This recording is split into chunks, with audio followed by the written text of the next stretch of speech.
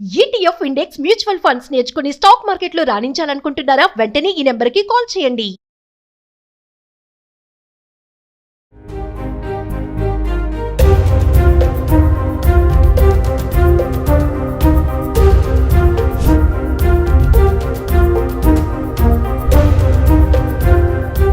Suman TV ప్రేక్షకులకు నమస్కారం.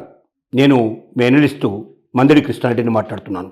వక్ఫ్ చట్టంలో మార్పు తీసుకొచ్చారనేది నిన్న మొన్న పార్లమెంట్లో, అటు రాజ్యసభలో ఇటు లోక్సభలో కూడా దీర్ఘకాలంగా చర్చలు జరిగాయి. ఓటింగ్ జరిగింది. ఫలితంగా ఇటు లోక్సభ అటు రాజ్యసభ లోపల ఓటింగ్ ద్వారా కొత్త చట్టానికి శ్రీకారం చుట్టారు. చట్టంలో మార్పులు తీసుకొచ్చి చట్టం పేరు కూడా మార్చడం జరిగింది. ఇది ప్రెసిడెంట్ ఆఫ్ ఇండియా సంతకం కాగానే చట్టం రూపంలో ప్రజలకు అందుబాటులోకి వస్తుంది. వక్ఫ్ అంటే ఏమిటి అనేది మనం ముందు తెలుసుకుందాం. ఇస్లాం మత ప్రకారంగా వక్ఫ్ అంటే మతపరమైన కార్యక్రమాలకి అంకితం కావడమే వక్ఫ్. అంటే ఏదైనా ఆస్తి కానీ, భవనం కానీ, భూమి కానీ మతపరమైనటువంటి కార్యక్రమాలు చేసుకోవడానికి, మతానికి అంకితమయ్యేటువంటి కార్యక్రమాలకు దాన్ని అంకితమయ్యేటట్టుగా చేసినటువంటి ఆస్తుల్ని వక్ఫ్ అంటారు. ఈ వక్ఫ్ చట్టం అనేది మనకెప్పుడో స్వాతంత్రం వచ్చిన కొత్తలో ప్రారంభమైంది. 1995లో దానికి చాలా సవరణలు చేశారు. ఆ తర్వాత కూడా కొన్ని సవరణలు కూడా జరిగాయి. మరి ఎందుకు ఈ వక్ఫ్ చట్టం లోపల ముస్లింలకు సంబంధించినటువంటి ఆస్తులకి, మతపరమైనటువంటి కార్యక్రమాలకు ఉపయోగించేటువంటి భూములు, భవనాలు, ఆస్తులు, వీటి విషయంలో పార్లమెంట్ ఎందుకు జోక్యం చేసుకోవాల్సి వచ్చింది? సుదీర్ఘంగా దేనికి ఎందుకు మరి ఇంత కార్యక్రమాన్ని మరి ఇంతగా దాదాపుగా ఇది కొన్ని మాసాల క్రితమే ఈ చట్టాన్ని తీసుకురావడం పార్లమెంట్లో ప్రయత్నించినప్పుడు జాయింట్ పార్లమెంటరీ కమిటీకి పంపించాలని ప్రతిపక్షాలన్నీ కూడా దీన్ని వ్యతిరేకించడం వల్ల నిర్ణయం తీసుకోవడం జరిగింది. తర్వాత జాయింట్ పార్లమెంటరీ కమిటీ లోపల దీన్ని చాలా రోజుల పాటు అన్ని రకాలుగా విశ్లేషించిన తర్వాత 40 సవరణలకు పైగా తీసుకురావాలని ఈ చట్టంలో ముందుకొచ్చారు. ఇప్పుడు ప్రజెంట్గా మార్పు వచ్చిన దాని ప్రకారంగా దీని యొక్క పేరు మార్చడం జరిగింది. వక్ఫ్ చట్టాన్ని ప్రస్తుతానికి ఏమంటున్నారంటే యూనిఫైడ్ వక్ఫ్ management, empowerment, efficiency and development చట్టం 1995గా దీన్ని మార్చడం జరిగింది. ఇది సింపుల్గా ఇంతకుముందు వక్ఫ్ చట్టాన్ని ఇంత పెద్దగా పేరు మార్చారు. దీనివల్ల ఏమిటి వచ్చే లాభాలు అంటే, గతంలో ముస్లింలకు సంబంధించినటువంటి వక్ఫ్ చట్టం ఏం చెప్పేదంటే, ఎక్కడైనా ఒక భూమి, అది హిందువులది కానీ లేదా ముస్లింలది కానీ, ఎవరి భూమి అయినా సరే దాన్ని కావాలనుకుంటే ఇది వక్ఫ్ కింద ఈ భూమిని మేము తీసుకున్నామని చెప్పి ఒక్కసారి వక్ఫ్ చట్టం కింద ప్రకటించిన తర్వాత ఆ భూమిని ప్రభుత్వం కూడా వెనక్కి తీసుకోవడం చాలా కష్టంగా ఉండేది. ఇలా అనేక రకాల వివాదాస్పదమైనటువంటి భూముల్ని, భవనాల్ని, ఆస్తుల్ని వక్ఫ్ బోర్డులు తమ ఆస్తులుగా ప్రకటించుకొని చాలా గందరగోళమైన పరిస్థితులకు దారితీసింది. అంటే అది ఒక్కొక్కసారి మరి ఆ ఎవరి ఆస్తులు అయితే పోయాయో వాళ్ళు గగ్గులు పెట్టారు, కోర్టులకు ఎక్కారు. వక్ఫ్ సంబంధించిన చట్టం చాలా బలంగా ఉండటం వల్ల ఒక్కసారి వక్ఫ్ నిర్ణయం తీసుకున్న తర్వాత కోర్టులు కూడా దాంట్లో జోక్యం చేసుకునేంత పరిస్థితులు గతంలో ఉన్నాయి. తద్వారా చాలామంది నష్టపోయారు, చాలామంది బాధపడ్డారు.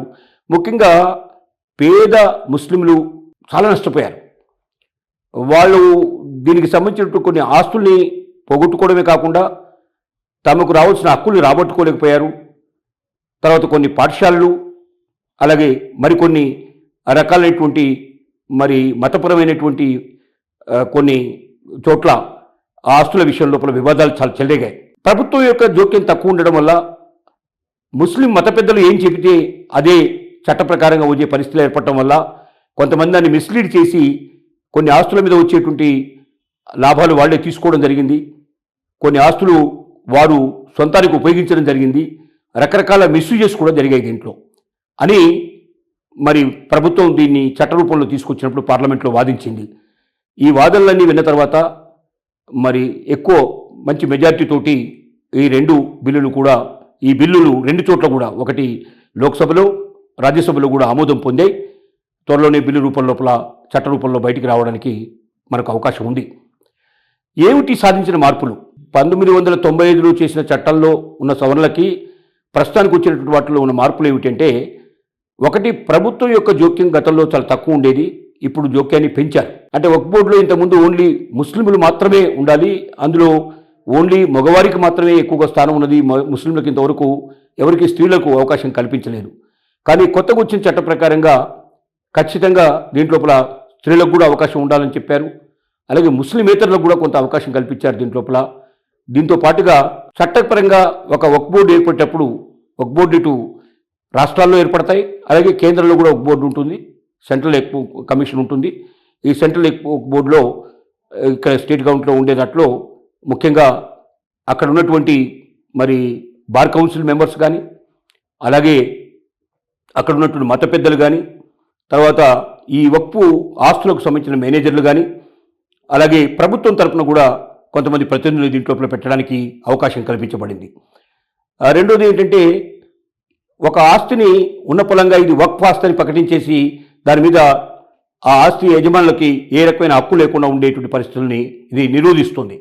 ఒక వక్ఫ్ ఆస్తి అని వచ్చినప్పుడు అది ఆస్తు నిజమైన ఆస్తి కాదా, అది నిజంగా వాళ్ళు చారిటబుల్ పర్పస్లోనే ఇచ్చారా, లేక ఇవ్వకుండా బలవంతంగా ఆక్రమించుకుంటాం అనేది దీన్ని పూర్తి నిర్ధారణ చేసిన తర్వాతనే ఇది వక్ఫ్ ఆస్తిగా పరిగణించాలనేది నిర్ణయించారు. దీనివల్ల ఎంతోమంది నష్టపోకుండా మోసపోకుండా కాపాడటం అనేది జరుగుతుంది. రెండోది, దీంట్లో ఇంకేమైనా ఒకవేళ వాడు సంతృప్తి చెందకపోయినట్టయితే ట్రిబ్యునల్ని ఆశ్రయించడానికి కూడా అవకాశాలు ఉన్నాయి. స్టేట్ ట్రిబ్యునల్స్ ఉన్నాయి, సెంట్రల్ ట్రిబ్యునల్స్ ఉన్నాయి. అలాగే అన్నింటినీ కూడా ఆశ్రయించి చివరికి వారు స్టేట్ ట్రిబ్యునల్లో వారికి న్యాయం జరగకపోతే హైకోర్టుకు డైరెక్ట్గా వెళ్ళే అవకాశాలు ఉన్నాయి. ఈ రకంగా వక్ఫ్ ఆస్తులు అందరికీ సమానంగా, అందరికీ అవకాశపూరితంగా ఉండి అందరూ కూడా ముస్లింలు ఆనందంగా ప్రశాంతంగా తమ యొక్క మతపరమైనటువంటి వక్ఫ్ ఆస్తుల్ని వారికి ప్రపంచానికి చెందేటట్టుగా, ప్రజలకు చెందేటట్టుగా వారు నిర్ణయానికి తీసుకోవడానికి వక్ఫ్లో వచ్చిన మార్పులు చాలా ఉపయోగపడతాయనేది అందరి భావన.